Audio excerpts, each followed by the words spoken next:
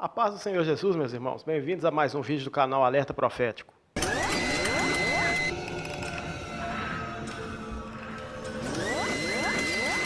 No vídeo de hoje, vamos dar continuidade ao assunto portais dimensionais. Hoje é a terceira e última parte deste assunto.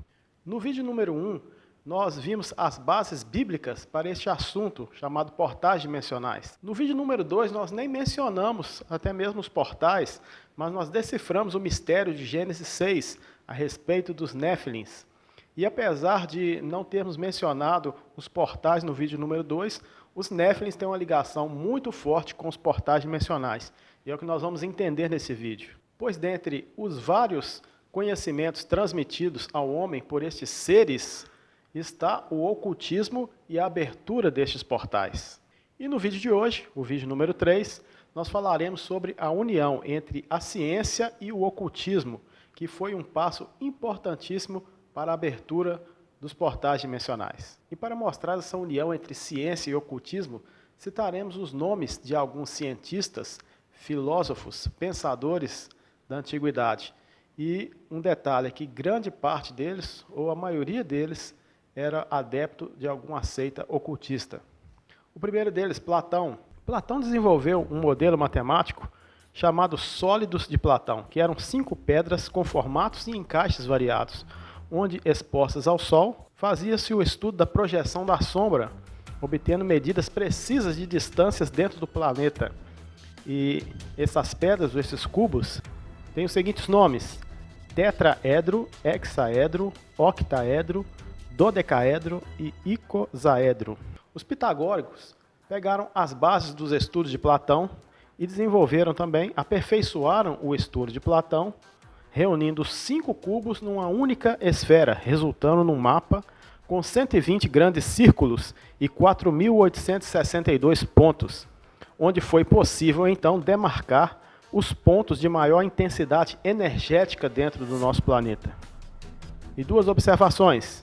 Este conhecimento foi a base dos mapas medievais, e a maioria dos tais cientistas, entre aspas, e das mentes pensantes, eram também pessoas ocultistas. Seguindo então as sequências desses estudos, desses padrões, desses modelos matemáticos, descobriu-se então as linhas de lei, que eram padrões energéticos que correm tanto em cima quanto embaixo da Terra. Se fizermos uma comparação com o corpo humano, nosso corpo humano também existem as veias onde corre o sangue. As linhas de lei é como se fossem as veias do planeta Terra. Mas como em nosso corpo as veias circulam sangue, nas veias do nosso planeta não circula sangue, mas circula energia telúrica. São correntes de energia geradas pela água em movimento, pela queda de cachoeiras, pelo quebrar das ondas, pela chuva, pela decomposição de matéria orgânica, pela pressão tectônica, pelos vulcões, aquecimento solar, ventos e etc. Juntando então todos esses conceitos, descobriu-se então que em certos locais, em certos pontos energéticos, essa energia poderia ser canalizada.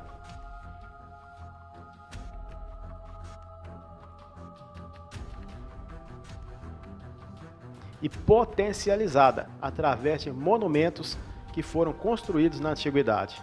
Pirâmides, círculos de pedra, zigurates, megálitos, oráculos.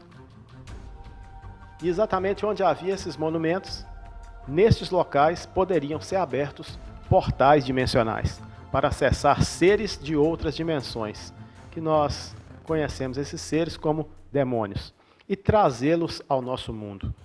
Uma informação importante sobre os Néfilins. Os descendentes dos Néfilins, muitos deles, a maioria deles, foi castigado com o dilúvio. Porém, os principais daqueles seres foram presos no abismo, conforme a palavra de Deus. O livro de Judas, o capítulo 1, no versículo 6, diz: "E aos anjos que não guardaram seu principado, mas deixaram a sua própria habitação, reservou na escuridão, em prisões eternas, até ao juízo daquele grande dia." O apóstolo Pedro também falou sobre isso na sua segunda carta, 2 Pedro, capítulo 2, versículo 4, que diz: "Porque se Deus não perdoou aos anjos que pecaram, mas havendo-os lançado no abismo, os entregou às cadeias da escuridão, ficando reservados para o juízo. Então guarde essa informação, que essa informação é importante para o final desse vídeo. Então, os principais seres daquela época foram presos no abismo, estão hoje presos no abismo por um tempo determinado, mas chegará um momento que serão soltos, e é o que vamos entender no final desse vídeo. Os tempos se passaram e todo esse projeto, todo esse sistema foi aperfeiçoado. E nós vemos em nossos dias o cumprimento da palavra de Deus. O livro de Eclesiastes, no capítulo 1, no versículo 9, diz: o que foi, tornará a ser, e o que foi feito, se fará novamente. Não há nada novo debaixo do sol. Então, meus irmãos, nós vemos nos dias atuais, mais uma vez, os frutos, os resultados e mais experimentos desta união entre ciência e ocultismo. O maior laboratório de pesquisa nuclear do mundo, localizado na fronteira entre Suíça e França, tem o nome de CERN. Conforme a imagem você está vendo, a logomarca do maior laboratório de pesquisa nuclear do mundo.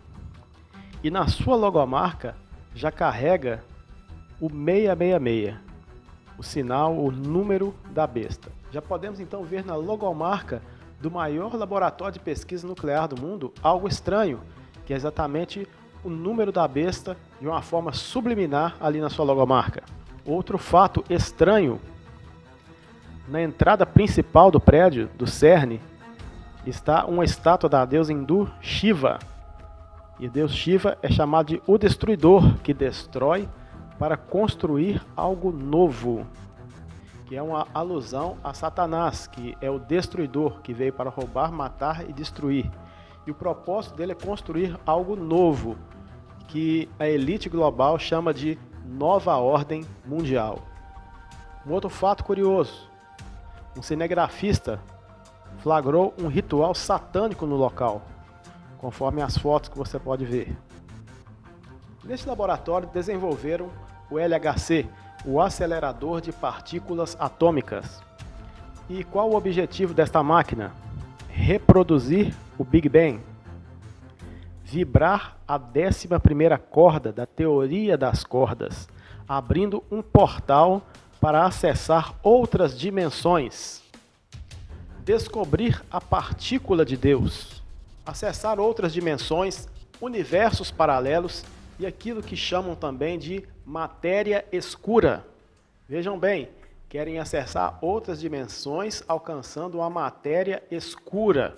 E quando fizeram o primeiro teste, apareceu uma imagem bem estranha. Veja bem essa imagem. O primeiro teste revelou essa imagem. Na busca da matéria escura, se você observar bem, parece o rosto de alguém ali. Onde então voltamos no texto lá de Judas, capítulo 1, versículo 6. Eles estão querendo acessar a matéria escura, não é? Então, o texto lá diz que aos anjos que não guardaram seu principado, mas deixaram sua própria habitação, reservou na escuridão e em prisões eternas, até o juízo daquele grande dia. Então, reservou em escuridão, prisões eternas, ou seja, escuridão, matéria escura, a dimensão das trevas. Então, estão acessando, através da união entre ciência e ocultismo, estão querendo acessar as trevas, a dimensão das trevas. E o livro do Apocalipse, ao mencionar a 5ª trombeta, fala exatamente do momento em que aqueles seres que foram presos no abismo serão soltos. Lembra o texto que falamos para você guardar para o final desse vídeo? Os Néfilins, aqueles principais que foram presos no abismo, chegará então o momento que eles serão soltos. E Apocalipse fala exatamente disso, que é quando for tocada a 5ª trombeta. E isso vai acontecer na grande tribulação. Vamos conferir então no texto bíblico, Apocalipse capítulo 9, que diz assim: e o 5º anjo tocou a sua trombeta, e viu uma estrela que do céu caiu na terra, e foi-lhe dada a chave do poço do abismo. E abriu o poço do abismo, e subiu fumaça do poço, como a fumaça de uma grande fornalha, e com a fumaça do poço escureceu-se o sol e o ar. E da fumaça vieram gafanhotos sobre a terra, e foi-lhe dado poder, como o poder que tem os escorpiões da terra. E foi-lhes dito que não fizessem dano à erva da terra, nem a verdura alguma, nem a árvore alguma, mas somente aos homens que não têm nas suas testas o selo de Deus. E foi-lhe permitido que não os matassem, mas que por 5 meses os atormentassem. E o seu tormento era semelhante ao tormento do escorpião, quando fere o homem. E naqueles dias os homens buscarão a morte e não acharão. Desejarão morrer e a morte fugirá deles. E o parecer dos gafanhotos era semelhante ao de cavalos aparelhados para a guerra. E sobre as suas cabeças havia umas como coroas semelhantes a ouro. E seus rostos eram como rostos de homens. Tinham cabelos como cabelos de mulheres. E seus dentes eram como de leões. Tinham couraças como couraças de ferro, e o ruído das suas asas era como o ruído de carros quando muitos cavalos correm para o combate. E tinham caudas semelhantes a dos escorpiões e aguilhões nas suas caudas, e o seu poder era para danificar os homens por 5 meses.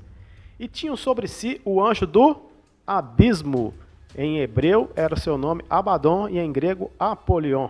Ou seja, foram soltos do abismo. Então tem sobre si o anjo do abismo, chamado Abaddon ou Apolion. Ou seja, meus irmãos, a porta do abismo será aberta. E a ciência e o ocultismo estão se unindo, se preparando para a concretização desta profecia. E se o preparo para esse dia está em um nível tão avançado, isso é um sinal para os salvos, para aqueles que temem a Deus, para aqueles que servem a Jesus. Isto é um sinal que em breve Jesus voltará para buscar os seus. Isto é um sinal que o arrebatamento está próximo. Isso é um sinal que a volta de Jesus está próxima.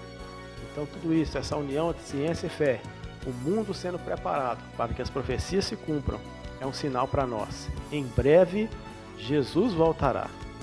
E este é o alerta profético de hoje. Chegamos ao final desse vídeo. Gostaríamos de pedir que você agora deixe o seu like, o seu joinha. Se você ainda não é inscrito no nosso canal, se inscreva no nosso canal. E ao se inscrever vai aparecer um sininho, você vai ativar o sininho de notificações para que todas as vezes que colocarmos um vídeo novo, o YouTube possa te avisar. Fique com Deus, um grande abraço, até o próximo vídeo, a paz do Senhor Jesus.